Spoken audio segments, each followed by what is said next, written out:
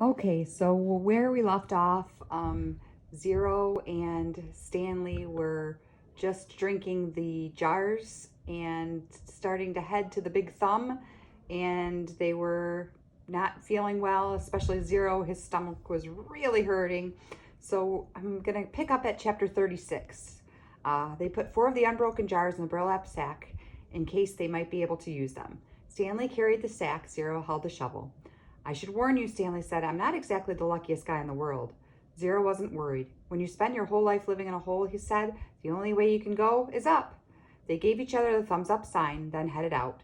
It was the hottest part of the day. Stanley's empty canteen was still strapped around his neck. He thought back to the water truck and wished he'd at least stopped and filled his canteen before running off. They hadn't gone very far before Zero had another attack. He clutched his stomach as he let himself fall to the ground. Stanley could only wait for it to pass. The sploosh had saved Zero's life, but it was now destroying him from the inside. He wondered how long it would be before he too felt the effects. He looked at Big Thumb. It didn't seem any closer than when they first started out. Zero took a deep breath and managed to sit up. Can you walk? Stanley asked him. Just give me a second, Zero said. He took another breath, then, using the shovel, pulled himself back to his feet. He gave Stanley the thumbs up sign and they continued. Sometimes Stanley would try to go for a long while without looking at Big Thumb. He'd make a mental snapshot of how it looked, then wait maybe 10 minutes before looking at it again to see if it seemed closer. It never did. It was like chasing the moon. And if they ever reached it, he realized, then they'd still have to climb it. I wonder who she was, said Zero. Who? Mary Lou, said Zero. Stanley smiled. I guess she was once a real person on a real lake? It's hard to imagine. I bet she was pretty, said Zero. Somebody must have loved her a lot to name a boat after her. Yeah, said Stanley. I bet she looked great in a bathing suit, sitting in the boat while her boyfriend rowed. Zero used the shovel as the third leg. 2 legs weren't enough to keep him up. I gotta stop and rest, he said after a while. Stanley looked at Big Thumb. It still didn't look any closer.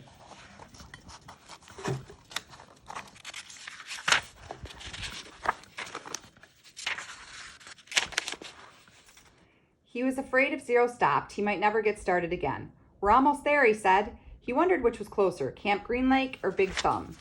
I really have to sit down. Just see if you can go a little. Zero collapsed. The shovel stayed up a fraction of a second longer, perfectly balanced on the top of the blade. Then it fell next to him.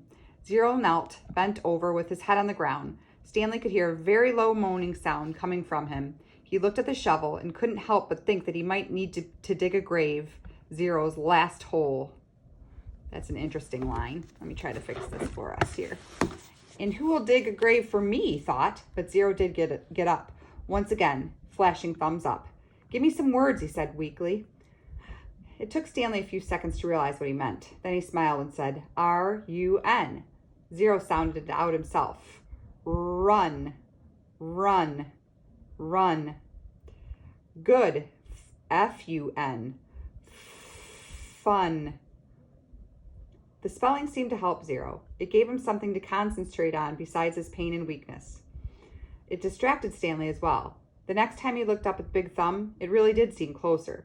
They quit spelling words when it hurt too much to talk. Stanley's throat was dry. He was weak and exhausted, yet as bad as he felt, he knew that Zero felt 10 times worse. As long as Zero could keep going, he could keep going too. I'll try to move this over so it'll stay. Trying to use some things to keep it down here so that I can see. So it says, it was possible, he thought. He hoped. They didn't get any of the bad bacteria. Zero hadn't been able to unscrew the lid. Maybe the bad germs couldn't get in either. Maybe the bacteria were only in the jars, which opened easily, the ones he was now carrying on his sack. What scared Stanley the most about dying wasn't his actual death. He figured he could handle the pain. It wouldn't be much worse than what he felt now. In fact, maybe at the moment of his death, he'd be too weak to feel pain. Death would be a relief. What worried him the most was the thought of his parents not knowing what happened to him, not knowing whether he was dead or alive. He hated to imagine what it would be like for his mother and father, day after day, month after month, not knowing, living on false hope. For him, at least, it would be over. For his parents, the pain would never end. That's a powerful line. He wondered if the warden would send out a search party to look for him. It didn't seem likely. She didn't, excuse me, she didn't send anyone to look for Zero, but no one cared about Zero. They simply destroyed his files. But Stanley had a family. She couldn't pretend he was never there. He wondered what she would tell them, and when. What do you think's up there? Zero asked. Stanley looked to the top of Big Thumb. Oh, probably an Italian restaurant, he said. Zero managed to laugh. I think I'll get a pepperoni pizza and a large root beer, said Stanley.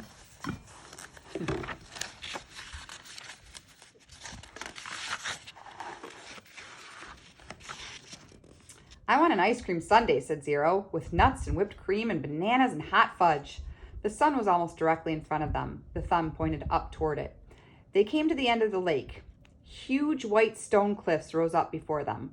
Unlike the eastern shore where Camp Green Lake was situated, the western shore did not slope down gradually.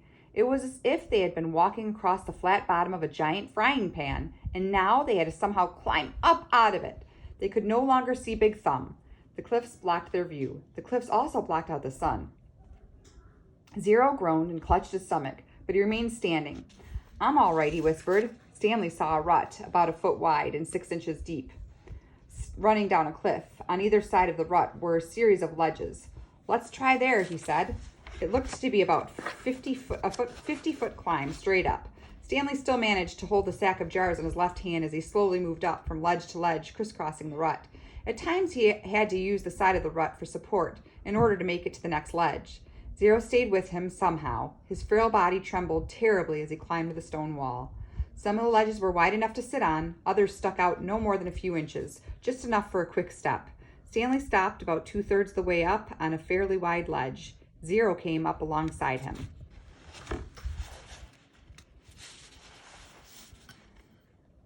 Excuse me. You okay? Stanley asked. Zero gave the thumbs up sign. Stanley did the same. He looked above him. He wasn't sure how he'd get to the next ledge. It was 3 or 4 feet above his head, and he didn't see any footholds. He was afraid to look down. Give me a boost, said Zero. Then I'll push you up with the shovel. You won't be able to pull me up, said Stanley. Yes, I will, said Zero. Stanley cupped his hands together, and Zero stepped on his interwoven fingers. He was able to lift Zero high enough for him to grab the protruding slab of rock. Stanley continued to help him below as Zero pulled himself onto the ledge. While Zero was getting himself situated up there, Stanley attached the sack to the shovel by poking a hole through the burlap. He held it up to Zero. Zero first grabbed hold of the sack, then the shovel. He set the shovel so that half the blade was supported by the rock slab. The wooden shaft hung down towards Stanley. Okay, he said. Stanley doubted this would work. It was one thing for him to lift Zero, who was half his weight. It was quite another for Zero to try to pull him up. Stanley grabbed hold of the shovel as he climbed up the rock wall, using the sides of the rut to help support him. His hands moved one over the other, up the shaft of the shovel. He felt Zero's hand clasped his wrist. He let go of the shaft with one hand and grabbed the top of the ledge. He gathered his strength and for a brief second seemed to defy gravity as he took a quick step up the wall and, with Zero's help, pulled himself the rest of the way over the ledge. He caught his breath. There was no way he could have done that a few months ago. He noticed a large spot of blood on his wrist. It took him a moment to realize that it was Zero's blood. Zero had deep gashes in both hands. He had held onto the metal blade of the shovel, keeping it in place as Stanley climbed. Zero brought his hands to his mouth and sucked up his blood. One of the glass jars had broken in the sack. They decided to save the pieces. They might need to make a knife or something. They rested briefly, then continued on up. It was a fairly easy climb the rest of the way. When they reached flat ground, Stanley looked up to see the sun, a fiery ball balancing on top of Big Thumb. God was twirling a basketball. Soon they were walking in the long, thin shadow of the thumb.